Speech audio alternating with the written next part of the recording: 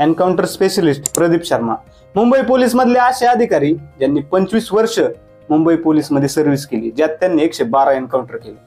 हे एन्काउंटर मध्ये त्यांनी टेररिस्ट, मोठमोठे गुंड, गँगस्टर, अंडरवर्ल्ड मधले जे मोठे डॉन होते या सगळ्यांचा त्यांनी खात्मा केला होता. एवढं सगळ्या गुंडांना मारून सुद्धा त्यांना नुकतीच बॉम्बे हायकोर्टानं जन्मठेपेची शिक्षा सुनावलेली आहे. पण ह्या एकाच कारणामुळे त्यांचे जे करिअर आहे ते वादग्रस्त राहिलेले नाहीये, तर त्यांच्यावर असे सुद्धा आरोप केले जातात की त्यांचे अंडरवर्ल्ड मधल्या लोकांशी जवळचे संबंध आहेत आणि त्यांच्यासाठी ते काम करत असल्याचे चर्चा सुद्धा केल्या जातात. तर मग काय होती त्यांची गोष्ट, काय होतं लखन भैया फेक एन्काउंटर प्रकरण, थोडक्यात प्रदीप शर्मा यांच्या करिअरवर नजर टाकणार ही गोष्ट बघूया आजच्या व्हिडिओमध्ये. तारीख होती 1 मे 1961. उत्तर प्रदेश मधल्या आग्र्यातल्या खांदोली भागात प्रदीप शर्मा यांचा जन्म झाला होता. वडील RP शर्मा रेल्वे TCचं काम करायचे. नंतर त्यांनी ते काम सोडून महाराष्ट्रात आपल्या इथल्या धुळ्यात इंग्लिशचे प्रोफेसर म्हणून ते काम करायला लागले होते. त्यामुळे प्रदीप शर्मा यांचं सुरुवातीचं जे शिक्षण होतं ते त्यांच्या मामाकडे मथुरेत झालं आणि बाकीचं जे शिक्षण होतं ते आपल्या इथल्या महाराष्ट्रात झालं. पुढे MSc केल्यानंतर 1983 साली ते पोलीस खात्यात भरती झाले ऍज अ इन्स्पेक्टर म्हणून, सब इन्स्पेक्टर म्हणून. आणि तुम्ही नेटफ्लिक्सची एक सिरीज होती क्लास 83, बॉबी देओलची जी सिरीज होती त्यात त्यांची गोष्ट सांगितलेली आहे, ती त्याच बॅचची होती.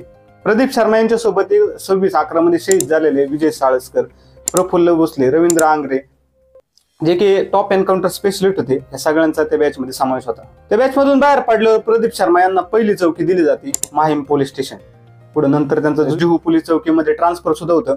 जॉईनिंग झाल्यात त्यांनी गुंड मावल्यांमध्ये आपली दहशत इतक्या बेकार परिस्थितीत बसवली होती की असं म्हणतात की तिथले त्यांच्या जे एरियातले जे गुंड होते त्यांची इतकी दहशत होती त्यांच्यावर की कित्येक जणांनी आपले जे धंदे होते ते सगळे प्रदीप शर्मा त्यांची सर्व्हिस होती तिथून दुसरीकडे हलवले होते. त्यांची कामगिरी बघून त्यांना क्राईम इंटेलिजन्स युनिट मुंबई पोलीसमध्ये सिनियर इन्स्पेक्टर म्हणून घेतलं गेलं होतं. या युनिटमध्ये काम करत असताना त्यांनी छोटा राजनच्या गँगमध्ये एक विनोद माटक नावाचा एक गँगस्टर होता. छोटा राजनने दाऊद इब्राहिमला, जो की त्यावेळी पाकिस्तानमध्ये होता, त्याला मारण्यासाठी या विनोद माटकला नेमला गेला होता. त्याचा एन्काउंटर सुद्धा प्रदीप शर्मा यांनी केला होता. आणि अशा पद्धतीने त्यांनी शेकडो एन्काउंटर केले होते. त्यांच्या सोबतच्या अधिकाऱ्यांच्या नावावर सुद्धा बरेच एन्काउंटर होते. त्या काळच्या जुन्या अधिकाऱ्यांमध्ये एन्काउंटर करण्यासाठी 1990च्या जमान्यात अशी शर्यतच लागलेली असायची. पण ह्या सगळ्यांमध्ये प्रदीप शर्मा नेहमी आघाडीवर असायचे. त्यामुळे अंडरवर्ल्ड मध्ये मुंबई पोलिसांची एक वेगळीच दहशत बसली होती. या सगळ्यांमुळे प्रदीप शर्मा यांना एन्काउंटर स्पेशलिस्ट या नावाने ओळखलं जाऊ लागलं होतं. यांनी एन्काउंटर केलेल्यांमध्ये कोण कोण होतं तर परवेज सिद्दीकी, रफिक डबावाला यांच्यासारखे त्यावेळेचे नामी गँगस्टर होते. शिवाय अंधेरी पोलीस स्टेशन मध्ये काम करत असताना लष्कर-ए-तैयबाच्या 3 दहशतवाद्यांना त्यांनी गोळ्या घातल्या होत्या, जे की मुंबईमध्ये हल्ला करण्यासाठी येणार होते किंवा आले होते. हा जो एन्काउंटर होता तो गोरेगाव मध्ये ह्या दहशतवाद्यांचा एन्काउंटर झाला होता. प्रदीप शर्मा यांनी T-सिरीजचे जे मालक होते गुलशन कुमार, त्यांचा हत्या झाली होती, त्याच्यामध्ये सहभागी असलेला सादिक नावाचा गँगस्टर होता, त्याला सुद्धा 2013 साली 3 साली एन्काउंटर मध्ये मारला होता, जो की डी कंपनीचा मेंबर होता. डी कंपनी कोणाची? दाऊद इब्राहिमची, हे लक्षात असू द्या. या सगळ्या अधिकाऱ्यांनी मिळून त्यावेळी 300च्या वर एन्काउंटर करून लोकांमध्ये, हे गँगस्टर लोकांमध्ये मुंबई पोलिसांची दहशत बसवली होती.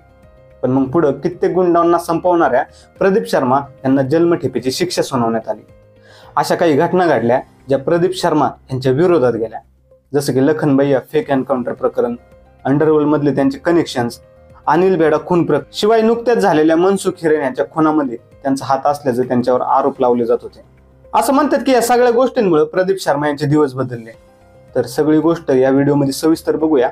तारीख होती 11 नोव्हेंबर 2006. मुंबई पोलिसांची एक टीम गुन्हेगार लखन भैया उर्फ रामनारायण गुप्ता याला उचलती. त्याच्यासोबत त्याचा एक साथीदार होता अनिल भेडा. ह्याचं नाव सुद्धा आता तुम्ही लक्षात ठेवा, कारण ह्या अनिल भेडाचं जे कनेक्शन आहे ते पुढे जाऊन व्हिडिओमध्ये कसं काय लागतं मी तुम्हाला सांगतो. त्या दिवशी या दोघांना पोलीस उचलती. सेम दिवशीच लखन भैयाचा एन्काउंटर केला जातो. त्याला 5 गोळ्या मारण्यात येतात आणि लगेच बातमी बाहेर पडते की प्रदीप शर्मा यांनी आणखी एक एन्काउंटर केलाय. पण पुढच्या 4 दिवसात म्हणजे 15 नोव्हेंबरला लखन भैया यांचा भाऊ ऍडव्होकेट रामप्रसाद गुप्ता यांनी एन्काउंटर विरोधात बॉम्बे हायकोर्टात धाव घेतली होती, हे सांगून की जो एन्काउंटर केला गेलाय तो नुसता एन्काउंटर नसून ही एक माझ्या भावाची हत्या केली गेलेली आहे. त्यामुळं कोर्टाच्या आदेशानुसार त्या विभागाच्या एजन्सी होत्या त्या आता कामाला लागल्या होत्या ह्या एन्काउंटरचं इन्व्हेस्टिगेशन करायला. त्यानुसार इन्व्हेस्टिगेशन ब्युरो या एजन्सीने अंडरवर्ल्ड आणि प्रदीप शर्मा यांच्या संबंधाचा पाठपुरावा करत असताना त्यांना काही असे पुरावे सापडले, म्हणजे फोन टॅपिंग वगैरे करत असताना या सगळ्याची चौकशी केली जात होती. त्यात असं सापडलं की प्रदीप शर्मा आणि दाऊदचा राईट हँड असलेला छोटा शकील यांची दोघांची कॉल रेकॉर्डिंग पोलिसांना सापडली. त्यामुळे प्रदीप शर्मा यांच्यावर पोलीस खात्यातून बरखास्त होण्याची वेळ आली होती. पण प्रदीप शर्मा यांचं ह्यावर असं म्हणणं होतं की माझं कामच असं होतं की त्यांना अंडरवर्ल्ड मधल्या लोकांशी कॉन्टॅक्ट ठेवणं गरजेचंच होतं आणि या सगळ्यात आपल्याला फसवण्यात आलं असून या सगळ्यांच्या मागं छोटा राजांचा हात असल्याचं त्यांनी सांगितलं होतं. पण मग प्रदीप शर्मा यांच्या बाबतीत आयबीने एक डिटेल फाईल बनवायला घेतली, ज्यात त्यांच्या अंडरवर्ल्ड मधल्या लोकांची जी फोनवरची जी रेकॉर्डिंग होती, त्याशिवाय त्यांची इन्व्हेस्टमेंट, त्यांची प्रॉपर्टी, या सगळ्यांची डिटेल एका फाईलमध्ये सगळे करून कमिशनर त्यावेळेचे देवेंद्र भारती यांच्याकडे सोपवली. आणि या सगळ्या गोष्टी बघता प्रदीप शर्मा यांना सस्पेंड करण्यात आलं. त्यानंतर प्रदीप शर्मा यांच्या बाबत मीडियामध्ये अनेक चर्चा रंगू लागल्या होत्या की त्यांचे कसे दाऊद आणि छोटा राजन यांच्या गँगशी संबंध आहेत. शिवाय त्यानंतर छोटा राजनच्या हिट लिस्टवर सुद्धा असलेल्यांपैकी प्रदीप शर्मा हे सुद्धा होते, ह्या सुद्धा चर्चा रंगू लागल्या होत्या. स्वतः छोटा राजनने टाइम्स ऑफ इंडियामध्ये एकदा एक इंटरव्ह्यू दिला होता, त्यात सांगितलं होतं की कधी काळी प्रदीप शर्मा यांचे त्यांच्यासोबत जवळचे संबंध होते. पण 2004 पासून त्याच्यानंतरच्या काळात छोटा राजनच्या बायकोला प्रदीप शर्मा यांनी एक्स्टॉर्शनच्या केसमध्ये अटक करून चौकशी केल्याचा राग छोटा राजनच्या मनात असल्यामुळं शर्मा हे त्यांच्या हिट लिस्टवर आले होते. आणि आता 2008 मध्ये प्रदीप शर्मा यांना डिसमिस करण्यात आलं होतं या सगळ्या कारणांमुळे. त्यामुळे आता फेक एन्काउंटर आणि सोबतच अंडरवर्ल्डशी संबंध या दोन्ही बाजूंनी त्यांची आता चौकशी केली जात होती. त्यामुळे 2009 मध्ये एक स्पेशल इन्व्हेस्टिगेशन टीम SIT ही गठीत केली गेली, जी प्रदीप शर्मा यांची चौकशी करणार होती. त्यानुसार SIT ला प्रदीप शर्मा यांच्या विरोधात एक लिंक सापडते. त्यात लखन भैया ह्याच्या विरोधात असणाऱ्या गँगस्टरने प्रदीप शर्मा यांना पैसे देऊन त्यांचा एन्काउंटर केल्याच्या गोष्टी समोर येऊ लागल्या होत्या. त्यामुळे 2009 मध्ये प्रदीप शर्मा यांच्या विरोधात एक FIR दाखल करण्यात येते. पण दरम्यान गोष्टींनी असा काही टर्न घेतला की त्यांना परत पोलीस फोर्समध्ये जॉईन करून घेतलं गेलं. पण ती लखन भैयाची जी केस होती ती अजून सुद्धा बंद झाली नव्हती बरं का, ती चालूच होती. तर काय झालं होतं 2010 साली, यासाठी सेशन कोर्टात प्रदीप शर्मा यांच्या विरोधात प्रूफ सादर केले गेले होते SIT ने, स्पेशल इन्व्हेस्टिगेशन टीमने. त्यामुळे प्रदीप शर्मा यांच्या सोबत या प्रकरणात 21 लोकांना की जे सगळ्या एन्काउंटर मध्ये सामील होते या सगळ्यांना अटक केलं जातं आणि मुंबईच्या सेंट्रल जेलमध्ये या सगळ्यांना टाकलं जातं. पण पुढच्याच वर्षी म्हणजे 2011ला असं काहीतरी घडलं ज्याने संपूर्ण जी सिस्टीम होती ती त्यावेळेस हादरून गेली होती. काय झालं होतं तर मी तुम्हाला आधीच सांगितलं होतं की लखन भैया सोबत अजून एक जणाला पोलिसांनी उचललं होतं. त्याचं नाव होतं अनिल भेडा, जो की या संपूर्ण प्रकरणातला मेन विटनेस होता की ज्याने हे सगळं बघितलं होतं. तो मुख्य साक्षीदार होता. तो त्याच्या नवी मुंबई मधल्या घरातून त्यावेळेस बाहेर पडतो आणि तो जो बाहेर पडतो तो तसाच गायब होतो. तो ज्या दिवशी गायब होतो ती तारीख होती 13 मार्च 2011 आणि 18 मार्च म्हणजे 5 दिवसानंतर कोर्टात त्याची हजेरी होती, त्याला साक्ष द्यायची होती. पण त्या आधीच तो गायब झाला होता.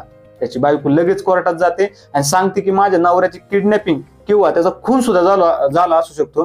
त्यानंतर कोर्टाच्या आदेशानुसार तपास यंत्रणा सुरुवात करते ह्या अनिल बेडाला शोधाय, पण काहीच हाताला लागत नाही. अनिल बेडा गायब झाल्याच्या 2 महिन्यानंतर जून 2011ला पोलिसांना एक बॉडी मिळते जी की इतक्या वाईट अवस्थेत असते की त्याची ओळख सुद्धा लोकांना पटत नसते.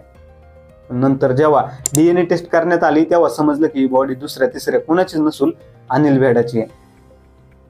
आता मुख्य साक्षीदारच मिळाला असल्याने या केसला आता वेगळं वळण आलं होतं. त्यामुळं 21 जणांना, त्यातले 13 जण तर पोलीसच होते, त्यांच्यावर आरोप होता की लखन भैयाचं हे फेक एन्काउंटर केले. त्यातल्या फक्त प्रदीप शर्मा यांना पुराव्याअभावी मुक्त करण्यात आलं. पण लखन भैयाचा भाऊ रामप्रसाद गुप्ता हे माघार घ्यायला तयार नव्हते. त्यांनी परत एकदा हायकोर्टात अपील केली.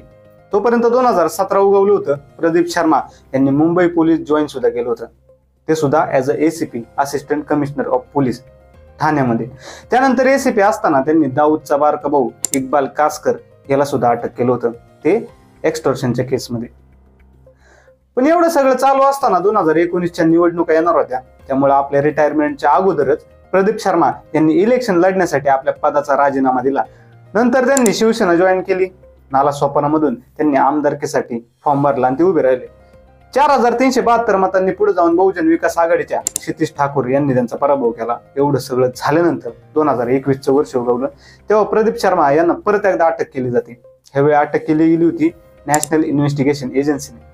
काय कारण होतं तर 19 फेब्रुवारी 2019 या दिवशी अंबानींच्या म्हणजे मुकेश अंबानींच्या बंगल्याबाहेर स्कॉर्पिओ गाडीमध्ये एक स्फोटकं सापडली होती. तर ती जी गाडी होती ती मनसुख हिरेन नावाच्या माणसाची होती आणि त्याचा शोध घेत असताना काही दिवसांनी त्याची डेड बॉडी पोलिसांना सापडली. NIA पुढे चौकशी करत असताना प्रदीप शर्मा यांनी मनसुख हिरेन ह्याच्या डेड बॉडीला नष्ट करण्याच्या आरोपाखाली परत एकदा अटक केलं गेलं. इकडे लखनबाई याची केस चालूच होती.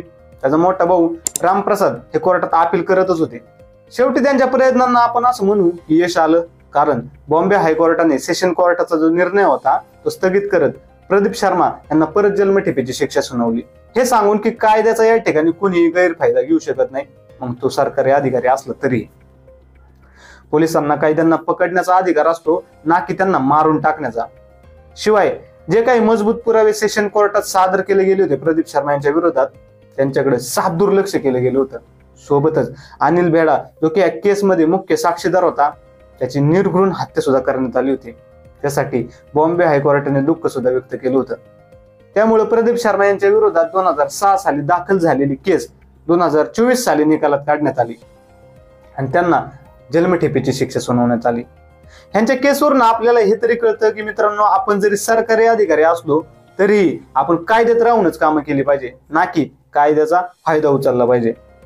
तर असा होता मित्रांनो आजचा व्हिडिओ वादग्रस्त पोलीस अधिकारी प्रदीप शर्मा यांच्या बाबतीतला. तुम्हाला हा व्हिडिओ कसा वाटला मला खाली कमेंट करून नक्की सांगा.